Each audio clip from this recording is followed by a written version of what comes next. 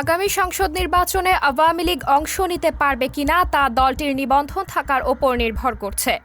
আজ রবিবার রাজধানীর আগারগাঁওয়ের নির্বাচন ভবনে RFED টক শো অনুষ্ঠানে একথা বলেছেন প্রধান নির্বাচন কমিশনার AMM নাসির উদ্দিন। রাজনৈতিক দলের নিবন্ধন একটি দীর্ঘ প্রক্রিয়া জানিয়ে সিইসি বলেন, এবার তফসিলে ঘোষণার আগে নিবন্ধন থাকার ওপর নির্ভর করছে আওয়ামী লীগের নির্বাচনে অংশগ্রহণ। সংস্কার কমিশনের বেশ কিছু সুপারিশ ইসির সাংবিধানিক দায়িত্বের পরিপন্থী বলে মন্তব্য করেছেন সিইসি। তিনি বলেন, সংস্কার কমিশনের সুপারিশ মেনে জবাবদিহির ক্ষমতা সংসদীয় কমিটিতে গেলে নির্বাচন কমিশনের স্বাধীনতা ক্ষুণ্ণ হবে। প্রধান উপদেষ্টা নির্বাচন জুনে হওয়ার যে কথা বলেছেন, তখন বর্ষাকাল, আর এই সময়ে নির্বাচন হয় না। আর যদি ডিসেম্বরে হয় তাহলে অক্টোবরের মধ্যে আমাদের প্রস্তুত থাকতে হবে।